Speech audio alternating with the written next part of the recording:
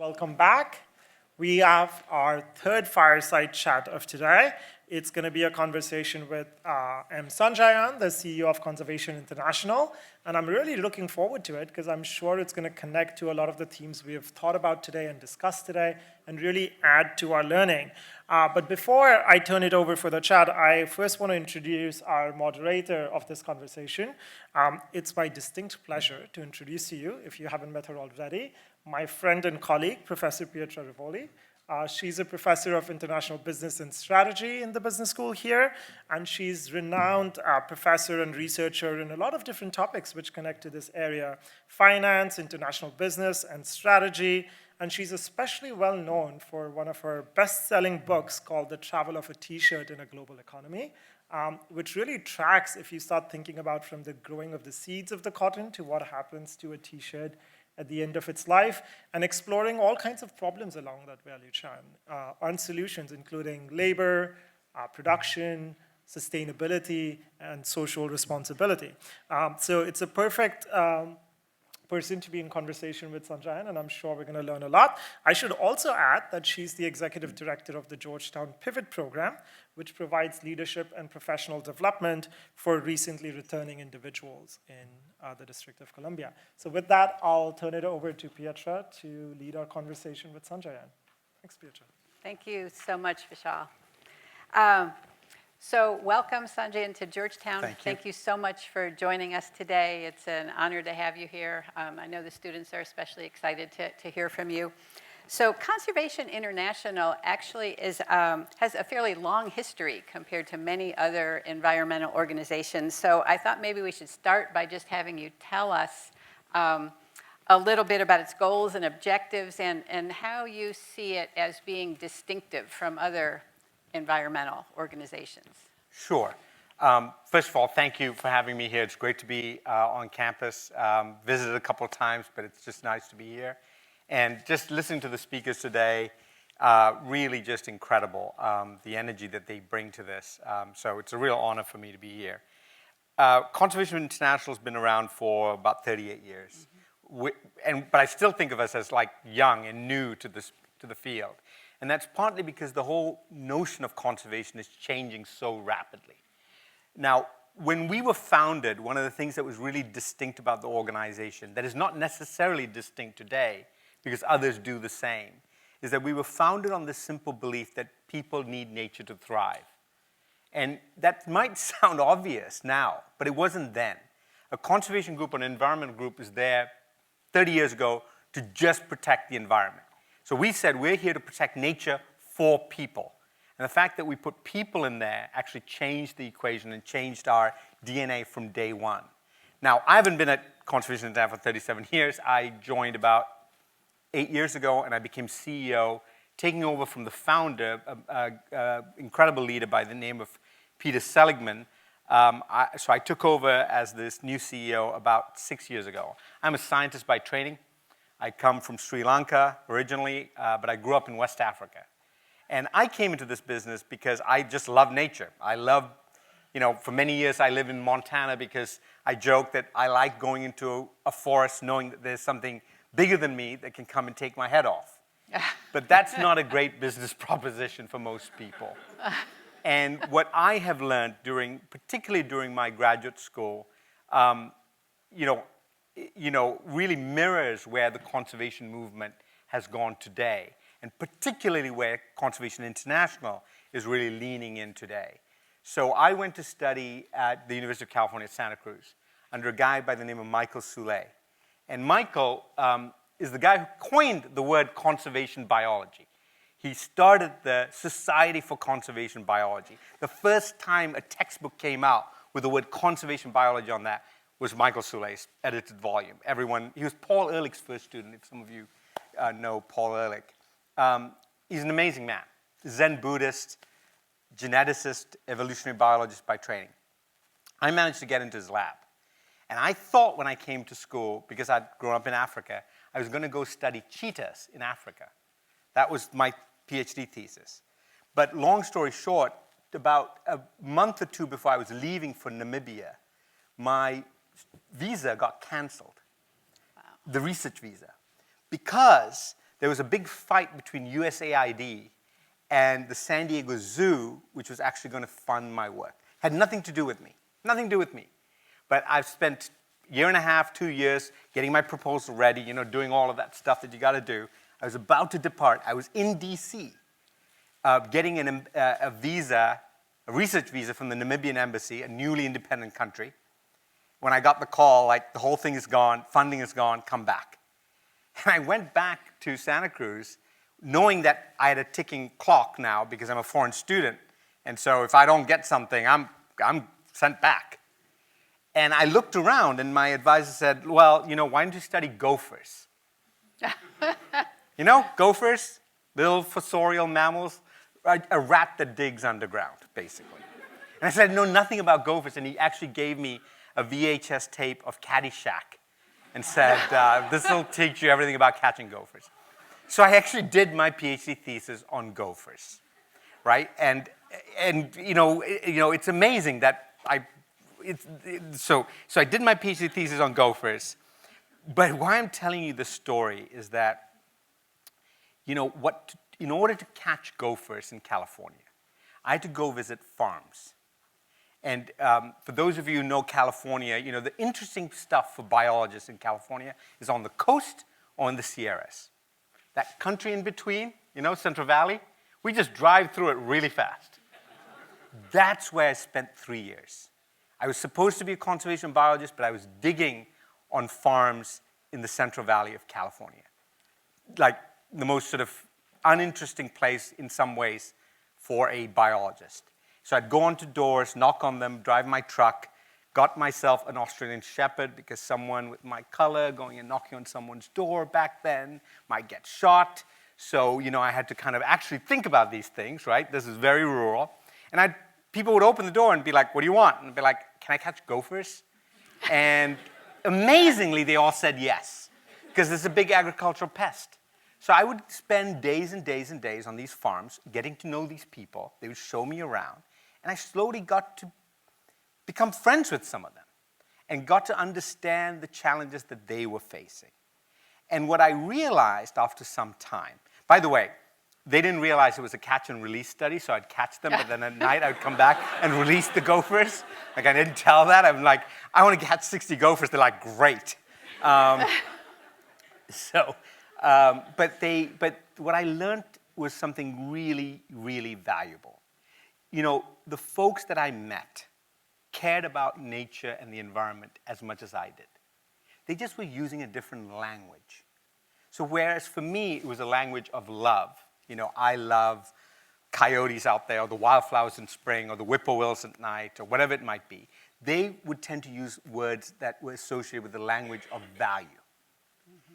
And that was for me, that was the game changer. And that has continued, certainly during my time at Conservation International. So now when we do our work, the most important thing we're trying to do is create a value chain for communities that live there. Because we work only in the global south. We basically work in some of the toughest countries you can imagine. Basically, if it's a country that can grow coffee, we're probably working there. And in these countries, when you're working in there, you can't just go in there and say, we want to preserve or protect this, and here's philanthropic money. That's just, A, that can never scale, and B, that is never resilient. When the money runs out, the tap will run dry. Mm-hmm. And so we had to create the value so that people were ultimately protecting it in the enlightened self-interest for themselves. Thank you so much for that story. And I especially appreciate the idea of similar values and sentiments being expressed in different language. So I think that really leads well into my next question, because as we know, different factions in our society, business, philanthropy, government, academics, they often use different language. Yes. So if I could switch gears a little bit to climate change, given that we're here in a business school, could you talk a little bit about how you work on this issue with corporations? Yeah. And how has your means of engaging corporations changed over time? Yeah. This was something that started well before me, and I think it was an amazingly courageous decision that took place probably, close to 15, 20 years ago. Most environmental organizations back then particularly did not want anything to do with companies. The companies were the enemies. It was just as simple as that.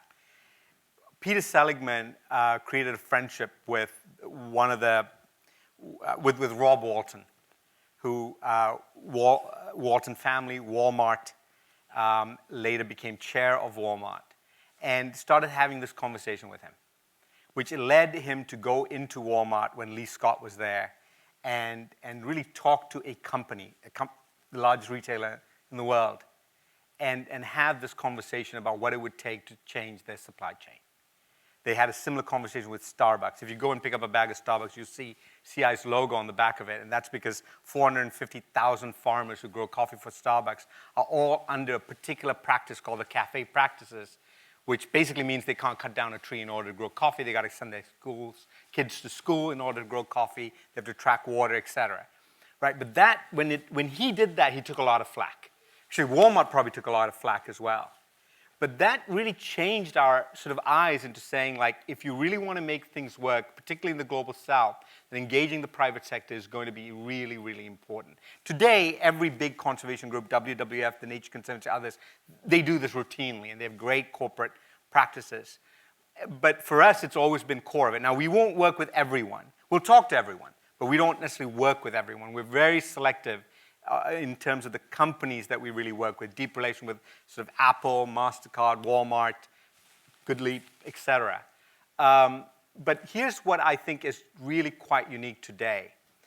When we got started into this thing, companies would put this, after they did everything else, they would have a small environmental portfolio. It was charity. Companies today, by and large, get it. They get it more than governments, frankly, get it. And they're on a different timeline. And they, in some instances, have real capital to deploy.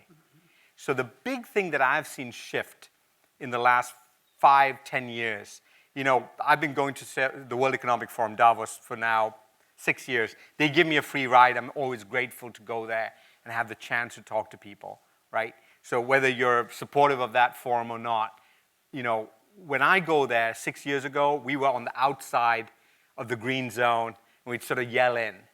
A couple of years later, we were sort of invited in to just watch. Then we were sort of put on stage slightly. Last year, Johan Rockström, our chief scientist, gave a plenary on stage. Year before that, David Attenborough. It's front and center.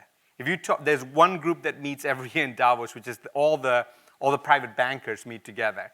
And one of them, there's about 40 of them that gather there, told me that this last year, it was a 2-hour lunch. And he said 40% of that lunch was talking about climate change. That's an amazing thing. What was niche once is now front and center for companies. And remember, companies have the capital and they can move much faster than governments can. Of course, you got to bring in government. There's just no way to do it without it. But particularly, during the Trump era, companies did stand up. Remember that New York Times full page where every company said, we might be out of Paris, but we're still in? That's a big signal. Now, yes, not all are moving fast enough, but there's no doubt they're all aware and they're all moving. Thank you so much for that. Sorry, when we were talking the green, you said something, quite amazing. So, she's written this book about, the life cycle of a T-shirt, right? And I said, well, what year did you do this? And she kind of you listed, Pietra, I think 2009, 2005, 9, and 15. Yeah. And I said, what's the big difference? And we both agree one of the big differences is today, the countries that make T-shirts, Bangladesh, Cambodia, Vietnam, China, India, massive challenge with climate change. Yeah. And it's really going to impact their supply chain. Absolutely, absolutely. It makes me think about our audience here. We have a lot of students at Georgetown who are interested in the intersection of business and public policy. And as you said, on climate change, we need to engage business as well as government. Thinking kind of tactically, what would you say your most effective levers are for both of these groups, both business and government? It's a tough question. And it's tough because we're sort of on the vanguard of this big breakthrough. I mean, Hayes's business I couldn't even conceive of explaining that business when I was in grad school. Not only does he come up with a new business plan, it's a whole new category. Like, what is that? And yet, today, it's not necessarily that exceptional in the sense of the cutting-edge types of companies that are coming out there creating entire businesses when none of that existed before. I mean, the same is happening in my field. You know, conservation was about conservation in the global south, which is what we do. And we work in about 40 countries, as I said, all in the global south. Conservation to us, when we first started, was going and asking rich people in the West for money, and then taking that money over to Liberia or Cambodia or Kenya or Brazil, and spending it in order to protect a piece of land or a piece of water for nature. That was it. $1 gets a little bit more, and it was just a very, very slow growth. We've doubled our org in 6 years. That didn't happen because it was philanthropic dollars coming in $1 at a time. It's because the whole model of what we're doing has now scaled, like completely scaled. You know, I just got back from Kenya with our partners from Apple and looked at a project that they are working on with us on the ground in Kenya. Now, this is a pure conservation project if you have a conservation lens on it, right? It is the Chulu Hills of Kenya, which is the green hills that Hemingway talks about in Africa. It's one of the major watersheds. It's the most important watershed for the second biggest city in Kenya. And yet, right there is Mount Kilimanjaro, the Amboseli ecosystem, the Tsavo ecosystem, massive national parks that when we imagine safari in Kenya, that's what we imagine. The Chulu Hills is a national park surrounded by, you know, various lands that are mostly indigenous run. The project that we're doing there is restoring something like 2 million acres of land, protecting and restoring about 2 million acres of land, grasslands and forests. The community there, about 140,000 people, are receiving direct payments, like meaning on their cell phone, mostly women, direct payments for restoration work or protection work.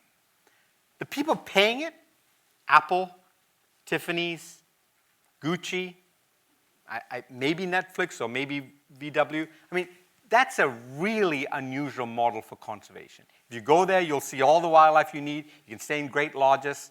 You go meet the community, you'll see the impact of the funding. During this unbelievable drought we had in East Africa, they would not have survived. Absolutely. I mean, I've heard them say this directly to me, if not for this support, because remember they had COVID as well, which means tourism dollars went to zero for 2 years in Kenya. Like absolutely zero, right? These communities would not have survived. It's relatively well protected. It's not without problems and challenges. But there's long-term financing now for that landscape because of water and because of carbon, which the communities are able to protect, you know, in a way. And it's fun. I mean, it's hard to believe that my iPhone is contributing to something like that way over there. That's a game changer. And for any of you who are in grad school today and you're thinking about climate and you're thinking about business or policy, I mean, what a moment to be alive. You're in the cusp of a brand new, it's like, imagine you had the chance that, like when, I don't know, when Netscape was around or when, you know, when the internet was first started. I mean, I'm old enough to remember, you know, when we first had email and we just thought it was to communicate between labs, right? And I mean, imagine you were there and you knew what it was going to do. You knew what it was going to do. I'm telling you flat out, the science is clear. This is not speculative, right? The science is totally clear. Climate change is going to impact our lives, every one of us, and every one of our businesses way more dramatically than we even imagine today. And you all are in the vanguard of doing that. So I think this is a really exciting time. But the tactical answer is hard to pin down because it is a new industry. And if I say anything I say almost gets outdated, our whole model has changed in the last 2 or 3 years. Well, maybe expand upon that a little bit. How would you describe that evolution just over the past 2 or 3 years? I mean, very simply put, every government gets it, but they are reluctant sometimes to come up with the money. When governments do things, they sort of lurch into things. And so sometimes you can have dramatic jumps that happen. like the IRA in the US, right? I wouldn't have predicted that 3 years ago. Like none of us would have said, well, that's going to be on the top of it. I mean, I don't know, maybe some of you would. I certainly wouldn't have. I was there, personally there, at the table when President Macron was visiting the United States, 6 months, 7 months, when was it, last year? When he was here on his official state visit. We were in the Library of Congress, and a bunch of senators and congressmen, and he complained. He complained that the United States had gone too far in climate financing and subsidies for climate. Can you imagine this? A European president who's sort of known for a bit of his green credentials, a European president complained that the Americans had gone too far. I mean, I wouldn't have imagined that world, right? So yes, governments can lurch. Companies understand this challenge. Some of them are willing to put their balance sheet to work, and we can do some really creative things now in climate financing, carbon financing, technology. You've got companies like Apple that they're using their balance sheet, their treasury, to create funds. Like we have a fund called the Restore Fund with Apple. It's a $200 million fund that's an investment fund. We have a similar fund with the Canadian Pension Fund, one of the largest pension funds in the world, CCPIB, and CI. That's just an unnatural, I shouldn't say unnatural partnership, but I wouldn't have imagined that partnership. But there is this real sense today. Here's the way I would say it. When you think about businesses and investment certainty, there are very few truisms, right? There's very few things that are absolutely true. But here's one that is absolutely true. Nature tomorrow will be more valuable than it is today. I don't know what the curve is, but without a doubt, nature tomorrow will be more valuable than it is today. Surely there's a business in that.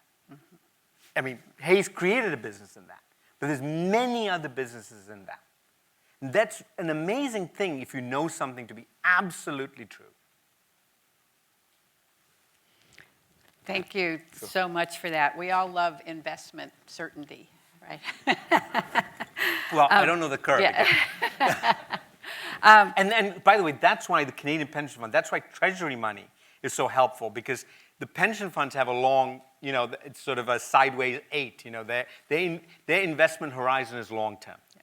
And so if you have patient capital, and there is a lot of capital in the world right now that is sitting because nothing great is there to invest in, right? Nature becomes an incredibly attractive asset. Switching gears, I think, a little bit, could we zero in on the topic of carbon credits in particular? How do you see their current status? How do you see the debate over pros and cons? How do they fit into your conservation goals? We are on the verge of throwing the baby out with the bathwater in a very real sense. And it's partly the fault of the environmental community. It's definitely the fault of the oil companies and the carbon-heavy companies. And it's cowardice and greed. And I'm being very honest with you on this, right? So did anyone see this idiotic op-ed that David Wells wrote in the New York Times just a few days ago? He's the guy who, he's an amazing writer and a futurist. And I love his books. Ministry of the Future is, one of his big books, right? He wrote this op-ed, New York Times, right? Yeah. Where he basically said forests are now our enemy in climate. And it's like the most idiotic thing to say because, you cannot decarbonize your industry by planting trees. But neither can you meet the Paris Climate Agreement if you don't protect and plant trees. So, the companies that basically say, we're not going to do anything, we're just going to go get the cheapest trees out there so that we can check off a box and make a big pronouncement, we absolutely should name and shame them. But at the same time, you cannot, like you guys probably know this, but this is kind of a shocker. Even if right now I can snap my fingers and automatically all of our energy use, all of it, goes to complete renewables instantly, we will still exceed the Paris climate targets. Not by a little, by quite a long shot. And that's because of our war on nature. Agriculture, deforestation, forest fires, kelp forest destruction, mangroves. It's immense. It's immense. It's about 25% or so. Now, here's the good news. The good news is just a sliver of the planet, something like 7% of the planet, contains over 50%. 14% of the planet contains 75% of the world's irrecoverable carbon, which is great news. So if you can protect those places, protect those trees, restore those ecosystems, it absolutely makes a big difference. You cannot get one without the other. So I think the problem with the carbon credits was it was an easy solution that was upfront, but it was available. So bad actors jumped on it, speculators jumped on it, companies that had no intention of decarbonizing jumped on it, created a wave of poorly designed projects that ultimately fail. And then everyone got frightened by it. Some news media and some outlets are relentless in their sort of criticism of it without ever seeing the projects being done well, which is also kind of a staggering thing, right? Like, we give Theranos a pass. We give WeWorks a pass. I mean, if I was in this school like 5 years ago, all you guys would be like, oh, WeWorks, it's amazing. Look what they're doing. They're like creating technology out of a real estate company, right? And let's throw money at them. I mean, look at their board. Look at the people who went and, funded them. And somehow we're like, yeah, that's okay. Then when they blow up, we're like, yeah, that's fine too. But somehow investing in nature, which is actually difficult, in places like Cambodia or Liberia or Botswana, somehow that's supposed to be guaranteed. It's insane. I mean, use the same risk-reward screen that you use for any of these dumb venture investments that you use for our sector, and we'll hold up. At minimum, we're not doing anything bad. And at maximum, we're doing something massively good. So for me, well-designed, high-quality carbon credits have to be part of the equation. But you should never use that to give a company a pass on not rapidly decarbonizing. So our own policies are on our website. We only will work with companies that are already on a path to net zero, right? So Apple is a good example of that. So we pick the company, and then we go for very high quality. They're willing to pay the price for that. And I think it needs to be part of their portfolio. I'm going to take a little bit of, one of our wonderful speakers today was the head of sustainability from United, right? United used to do some of this.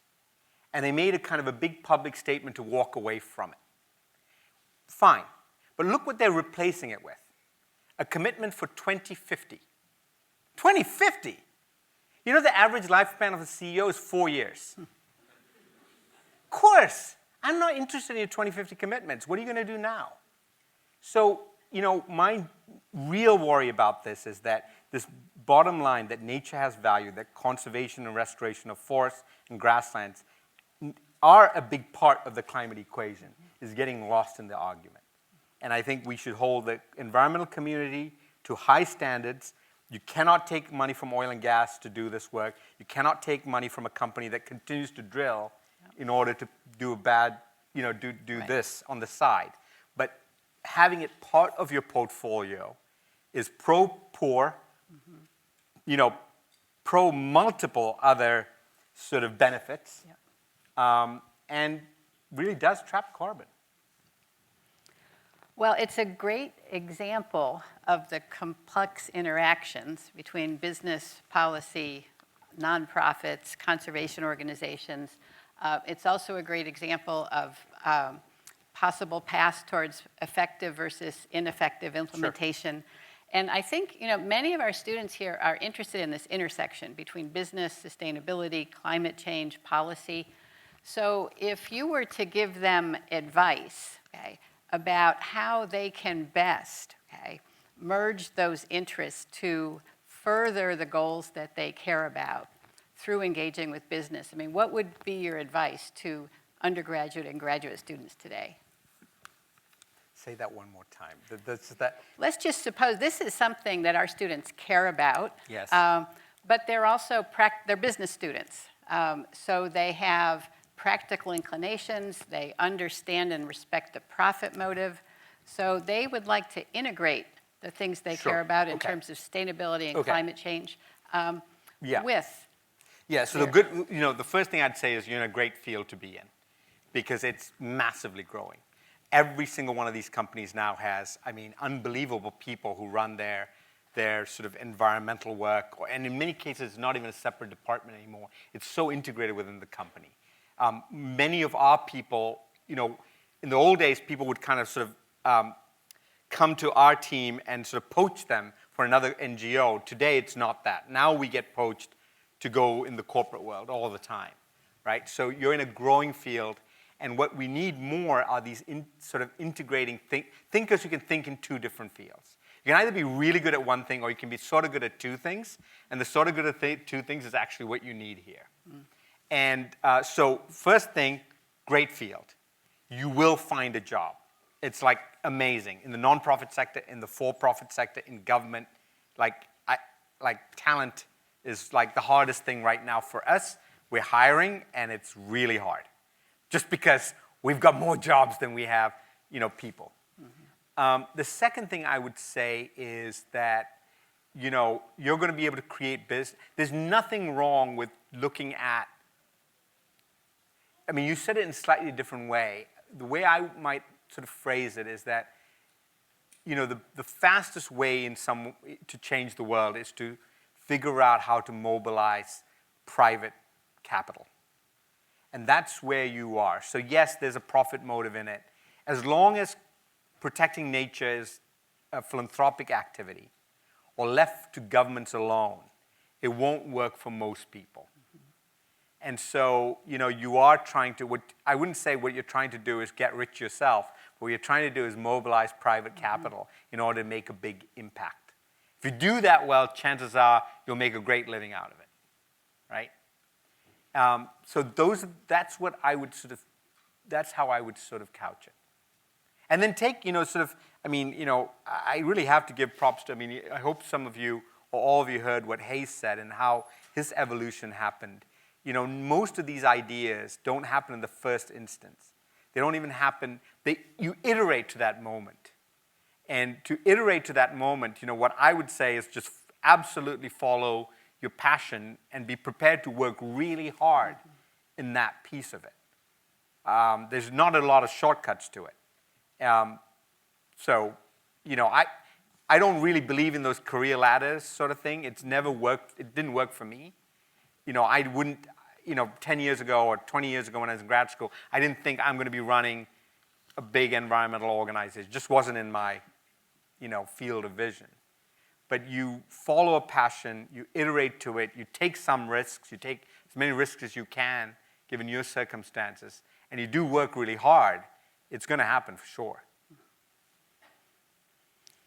Thank you so much for that. I know we must have a lot of people who have questions and comments, so we want to make sure to save some time for that. So before we open it up for your questions, please join me in thanking Sanjayan for such a great conversation.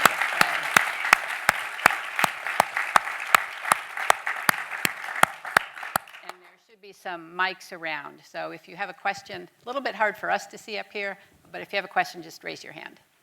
Or do you want them to come up to the mic? Come on up to the mic. Great. And please introduce yourself. Hello. I'm Ana Sosa. I am actually working for the private sector in the travel industry, so it's a little bit tough to get that sector to come on board. My question is in regards to when I was doing my grad program in Master's in Public Administration, the ecosystem services framework was still kind of gaining track. Would you see that that is now less controversial? Yes, for sure. For sure, it's less controversial. The piece that is kind of interesting on that one is that, the whole idea about restoration was just not something that was that attractive when I was in grad school. Now it's very much on the forefront, an idea of rewilding or restoring the planet. And when you think about carbon, when you think about water, that becomes a really important part of the equation. That's what I would say. Thank you. Sure. Hi, my name is Geraldine. I'm in the SFS School of Foreign Service program focusing the Latin America region. And so I guess my question comes to how, with the turmoil happening in the southern regions of the world, are you able to have successful conservation programs throughout, as you said yourself, war with nature, right? And as it happens there, you have a lot of war happening in nature itself with the drug trade and illegal logging and et cetera. And so I guess my question is, how has that been affecting your projects on the ground? Has that, the political turmoil been, affecting all of your southern projects in Latin America? Yeah, Geraldine, it's a great question. It's a little bit hard to know because we don't have a parallel experiment going on, right? So yes, there's a lot of turmoil in the world right now, but also the importance of nature, climate change, water has never been more in people's minds. Like it's front and center people's minds. And there was recently a summit just a few weeks ago in Africa on the Africa Climate Summit. So the African countries, the AU gathering to talk about climate. Right? That's hard to imagine that happening 5-10 years ago. So yes, there's turmoil, but yes, the interest in this has also grown. What we have found to be particularly successful for Conservation International, we work really heavily with communities. And it's amazing, right? We've been working for 36 years in Bolivia. That's not a place where I would think that things stick for very long. I mean, if any of you Bolivian, this is not my outside impression is that this could be not necessarily a very safe bet. And yet the very first project we did there, which was a debt for nature swap, where we took out some of the country's debt, swapped it out for protection of a protected area, a new national park. That park still existed. I visited there just before the pandemic. And so despite multiple governments, because the work has so much relevance to communities, there tends to be a stickiness to it. In South Africa, we work directly with communities. In Kenya, we work with 140,000 people in one landscape. Now, I'm not saying that if a government changes, this couldn't be put into some challenge. But you'd be surprised at how resilient some of this is. Look, in Montreal last year, like December of last year, we had an unbelievable agreement. It was COP15. It was delayed because it was supposed to be in Kunming, China, and then finally it happened in Montreal. It happens every 4 years. It's a big conference on biodiversity.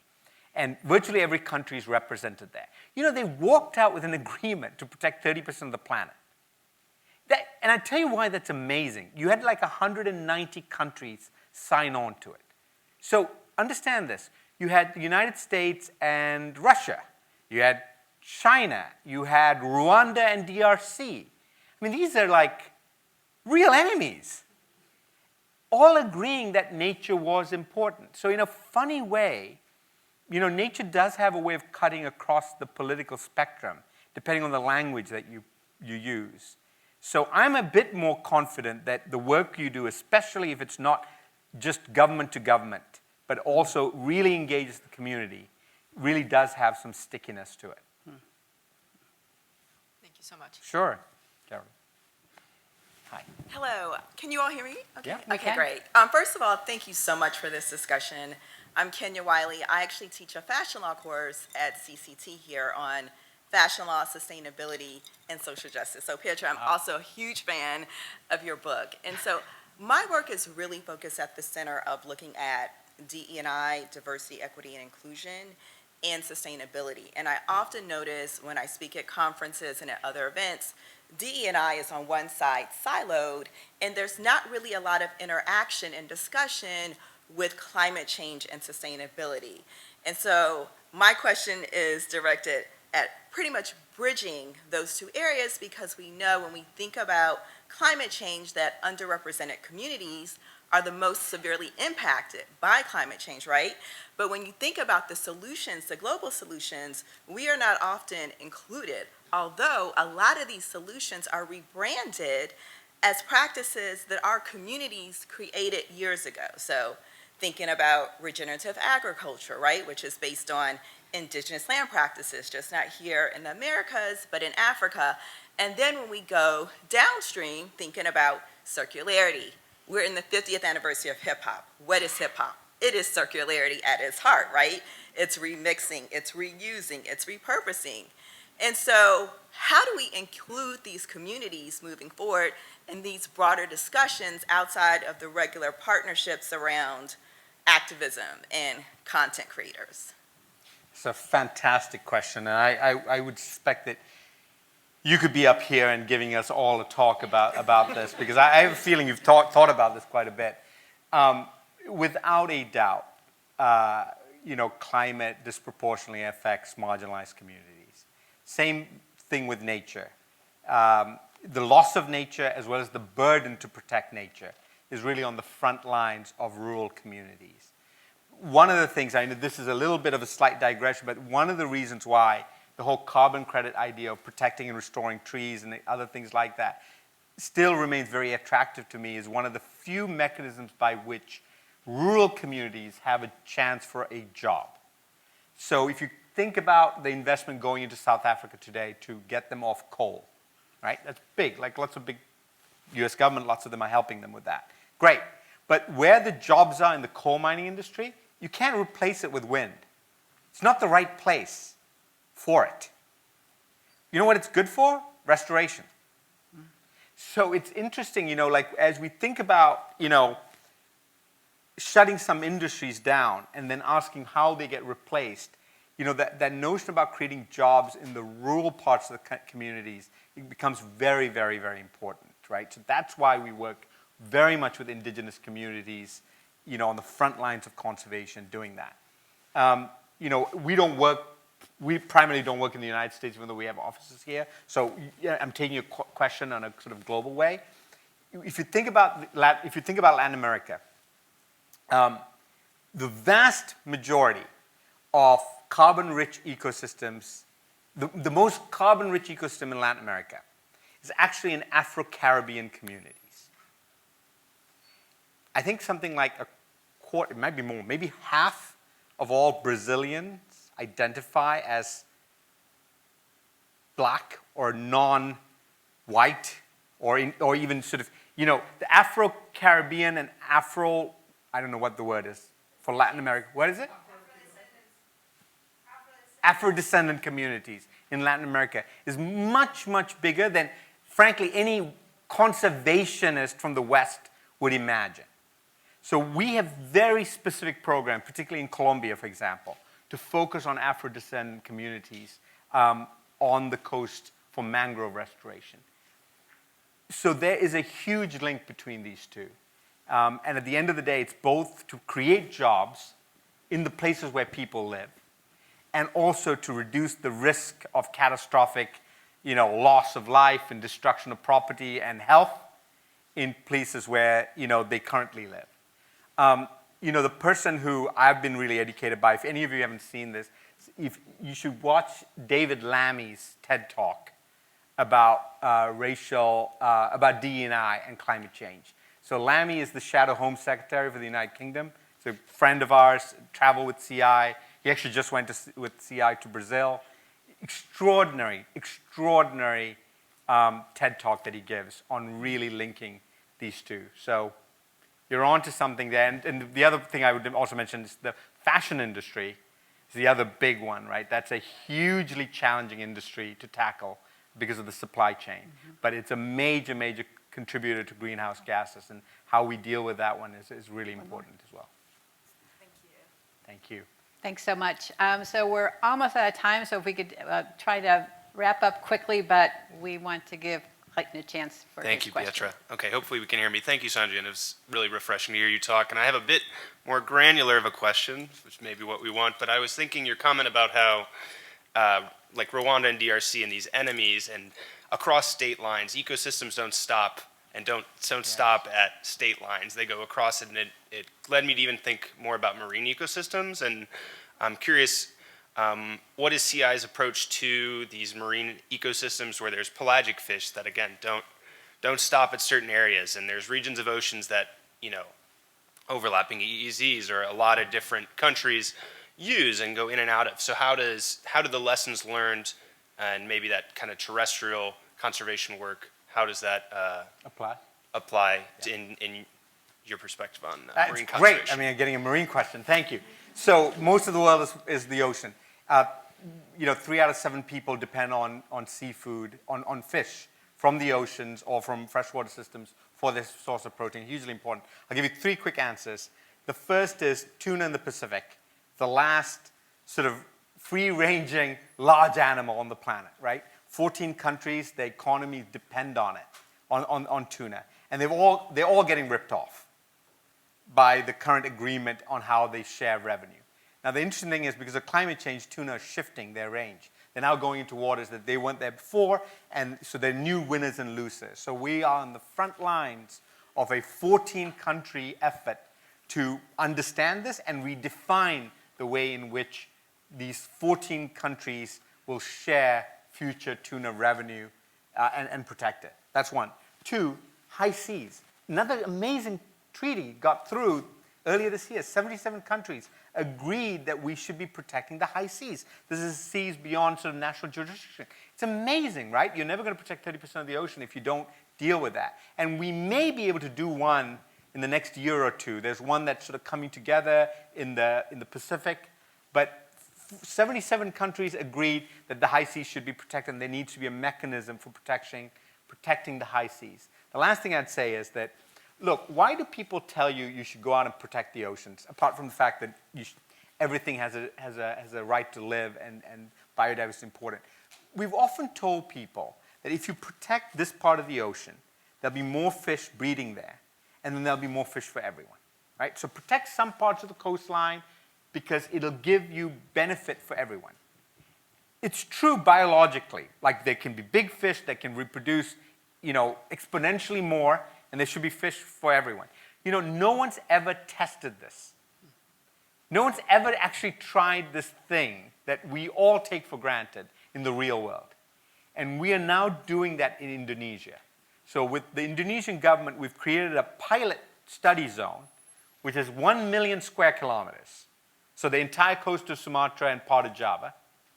And in this study zone, we are creating new protected areas that are linked to efficiencies and production of fisheries. And that is the trick, right? When you think about sustainability, here's the last word for those of you who think about sustainability within business or government or philanthropy on the nonprofit sector. We tend to think about sustainability as balancing production with protection. Guess what? It never works. Can't balance. Production will always win. Greed will win. Money will win. The trick for us is to link it. Got to link it. I did my undergraduate at University of Oregon. And back then, the timber wars were going on. Companies were logging, and these little communities in rural Oregon were seeing the hillsides go, and you'd go talk to them. None of them would want to change it, even though they could see with their own eyes the forest disappearing. You know why? The timber industry was super smart.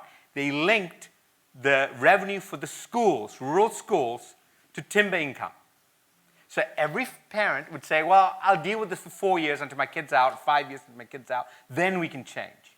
It was brilliant. We do the same now in conservation. Link production with protection forever, and now you have a virtuous cycle.